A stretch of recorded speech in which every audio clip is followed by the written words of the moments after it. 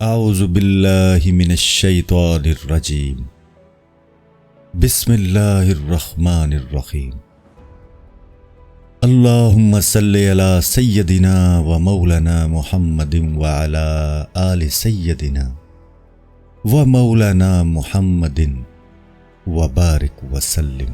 جلد ششم، حکایت نمبر 53۔ مرید کا جواب دینا اور اس کو طعنہ زنی پر جھڑکنا۔ جوان کہنے لگا، بس کر، تو بزرگوں اور صوفیوں کو برا کہہ رہی ہے، حالانکہ ان کی شان یہ ہے کہ مشرق و مغرب ان کے نور سے منور ہیں۔ ان کی عظمت کے سامنے آسمان کا سر جھکا ہوا ہے۔ جب میرے یہ عقیدے ہیں تو تجھ شیطان کے بہکانے سے میں شیخ کے در کو کب چھوڑ سکتا ہوں؟ سن لے، شیخ میں جو نور ہے وہ نور حق ہے، اور اگر وہ نور بچڑے میں نمودار ہو جائے تو وہ قبلہ بن جائے، اور اگر وہ نور قبلہ سے مفقود ہو جائے تو پھر اس کو سجدہ کرنا کفر اور صنم پرستی بن جائے۔ تو کہتی ہے کہ اس گروہ سے اباہت پیدا ہوئی ہے، تو سمجھ لے اباہت کی دو قسمیں ہیں۔ ایک اباہت تو وہ ہے جسے اہل کلام اباہت کہتے ہیں، یعنی حرام کو حلال سمجھ لینا، یہ خواہش نفسانی سے پیدا ہوتی ہے اور گمراہی ہے۔ ایک اباہت وہ ہے جو غلبہ حال سے پیدا ہوتی ہے، جیسے سماع اور وجد، یہ خدا کی جانب سے ہے اور کمال ہے۔ حضور صلی اللہ علیہ وآلہ وسلم نے فرمایا، میرے ساتھ بھی ایک شیطان ہے، لیکن اللہ تعالیٰ نے اس کے برخلاف میری مدد کی اور وہ مسلمان ہو گیا۔ جس طرف بھی وہ نور حق چمکتا ہے وہ مظہر عشق بن جاتا ہے اور خدا کا محبوب اور فرشتوں سے افضل ہوتا ہے۔ حضرت آدم علیہ السلام کو فرشتوں سے سجدہ کرانا اسی فضیلت کی وجہ سے تھا۔ تیرا برا کہنے سے شیخ برا نہیں ہو جائے گا۔ تو ان کے باطنی اوصاف کو نہیں دیکھ سکتی اور ظاہر پر حکم لگاتی ہے۔ تو بتا، ان کے ظاہر سے زیادہ کس کا ظاہر روشن ہے؟ تمام انسانوں کے ظاہری اعمال شیخ کے اعمال کے مقابلے میں ہیچ ہیں۔ روح کے دریا کی موجیں طوفان نوح کی موجوں سے تیز ہوتی ہیں، ان سے ڈرتی رہ۔ حضرت نوح علیہ السلام کے بیٹے نے ان کی کشتی کو چھوڑ کر کہا، میں پہاڑ پر چڑھ جاؤں گا۔ ایک معمولی موج نے اسے غرق کر دیا۔ رات کے مسافر چاند کی روشنی سے فائدہ اٹھا کر سفر کرتے رہتے ہیں، کتوں کے بھونکنے سے نہیں رکتے۔ ایک عارف باللہ شریعت اور تقوی کا خلاصہ ہوتا ہے، اس کو معرفت خداوندی حاصل ہوتی ہے جو کہ تقوی سے پیدا ہوتی ہے۔ زہد و تقوی کھیتی کرنے کی کوشش کی طرح ہے، اور معرفت خداوندی اس کھیتی کا اگنا ہے۔ مجاہدہ یعنی عمل صالح اور عقیدہ جسم کی طرح ہوئے، اور عقیدہ اور عمل کی جان کھیتی کا اگنا اور کاٹنا ہے۔ تو کہتی ہے حضرت عمر رضی اللہ تعالیٰ عنہ کہاں ہے جو بلائی کا حکم دے؟ یعنی شیخ میں بلائی نہیں ہے تو سمجھ لے وہ تو خود بھلے ہیں، ان کا باطن کاشف اسرار ہے، وہ ظاہراً اور باطناً مکمل ہیں۔ ہم لوگ پوست ہیں اور وہ مغز ہیں، اس لیے ہم ان کے غلام ہیں۔ اگر وہ ان الحق کہیں اور ظاہر بینوں کے نزدیک حد سے تجاوز کر جائیں اور اس کی وجہ سے ظاہر بین غصہ میں مبتلا ہوں تو وہ بھی خلاف شرع نہیں ہے۔ جب بندے کی اپنی ہستی اس کے ذہن سے فراموش ہو جاتی ہے تو پھر وہ خود نہیں رہا، اور تب سوائے خدا کے کچھ نہیں رہا۔ اگر تیرے پاس حقیقت بین آنکھ ہے تو غور کر لے۔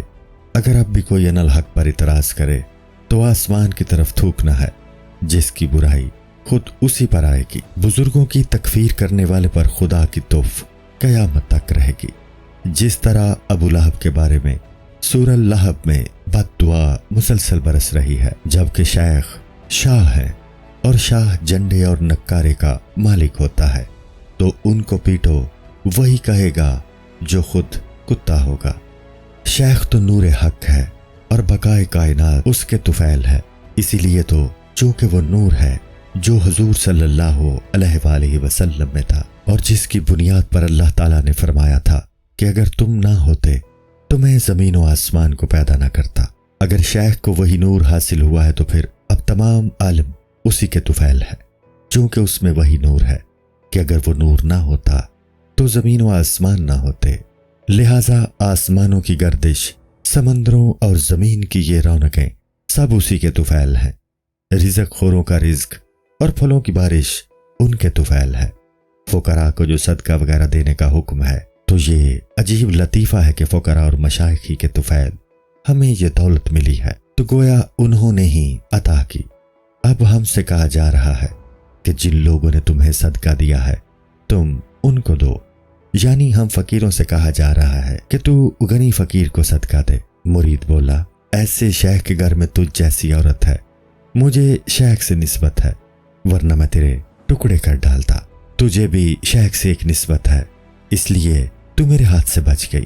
بیوی کو ملامتیں کرنے کے بعد مرید شیخ کی جستجو میں لگ گیا۔ کسی نے اسے بتایا کہ شیخ جنگل میں لکڑیاں لینے گئے ہیں۔ شیطان نے شیخ کی بیوی کے سلسلے میں مرید کے دل میں وسوسے پیدا کرنے شروع کر دیے کہ ایسی بد زبان عورت کو شیخ نے اپنی بیوی کے طور پر کیوں رکھا ہوا ہے؟ شاید شہوت سے مغلوب ہے۔ یاد رکھو، اس قسم کی بد عورت کا شیخ کی بیوی ہونا بھی خدائی تصرف ہے۔ وہ خود مصلحت جانتا ہے، ہمیں اعتراض کرنے کا حق نہیں ہے۔ وہ لاحول پڑھتا لیکن نفس پھر اس کے دل میں وسوسہ پیدا کر دیتا۔ مرید اسی ادھیڑ بن میں تھا کہ شیخ کو ایک شیر پر سوار آتے دیکھا۔ اس نے دیکھا کہ شیر گررا رہا ہے اور اس کی کمر پر لکڑیاں لدی ہیں، اور شیخ ان لکڑیوں پر بیٹھے چلے آ رہے ہیں، اور ہاتھ میں ایک سانپ ہے جس سے کوڑے کا کام لے رہے ہیں۔ شیخ ابو الحسن رحمت اللہ تعالی علیہ ہی نہیں بلکہ ہر شیخ مست شیر پر سوار ہے۔ فرق صرف اتنا ہے کہ شیخ ابو الحسن رحمت اللہ تعالی علیہ کا شیر نظر آ رہا ہے، دوسرے شیوخ کے شیر عوام کو نظر نہیں آتے، صرف ان لوگوں کو نظر آتے ہیں جن کو چشم بصیرت حاصل ہے۔ بزرگوں کی سواری میں لاکھوں شیر ہیں جو ان کی خدمت کرتے ہیں، وہ شیر ان کے نفس امارہ ہیں جو ان کے غلام بن گئے ہیں۔ شیخ نے مرید کو دیکھا تو ہنس پڑے، ان کو اس کے دل کے وسوسے کا علم ہو گیا تھا۔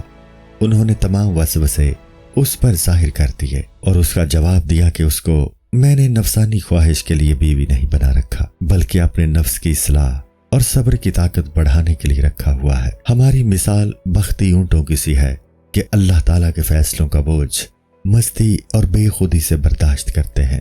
میں بھی خدا کے احکام کے بارے میں کچا نہیں کہ کسی معاملے میں عام بدنامی اور خاص بدنامی سے ڈروں۔ ہمارا واسطہ فرمانے خداوندی سے ہے، عوام یا خواص سے نہیں۔ مجھے لوگوں کی تعریف کی پرواہ ہے، نہ ذلت کی۔ کسی سے علیحدگی یا کسی کے ساتھ رہنا اپنی خواہش سے نہیں ہے بلکہ منشائے خداوندی کے مطابق ہے۔ اس بے وقوف بیوی ہی کا کیا ہے، اس جیسے سینکڑوں کا بوجھ محض رضائے خداوندی کے لیے برداشت کرتا ہوں۔ جس قدر تعلق مع اللہ اور اس کے احکام کی اتباع کا ذکر ہے، یہ تو ہمارے شاگردوں کو بھی حاصل ہے۔ اللہ کے کرم سے ہمارا مرتبہ تو ان سے بہت بلند ہے۔ ہم ذات لا مکانی کے مشاہدے میں رہتے ہیں جہاں نور ہی نور ہے اور تصور اور خیال سے بالا تر ہے۔ یہ ساری گفتگو اپنے مقام سے بہت نیچے آ کر کی ہے تاکہ تو سمجھ سکے اور صبر کی عادت ڈال لے۔ جب تو کمینوں کی کمینگی کو برداشت کرے گا تو رسولوں کی سنت کا حامل بن جائے گا۔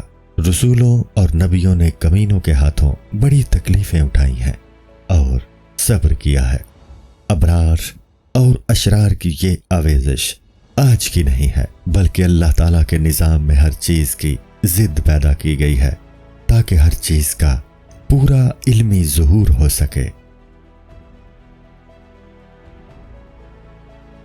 جلد ششم، حکایت نمبر 54۔ میں زمین میں قائم مقام بنانے والا ہوں کی حکمت۔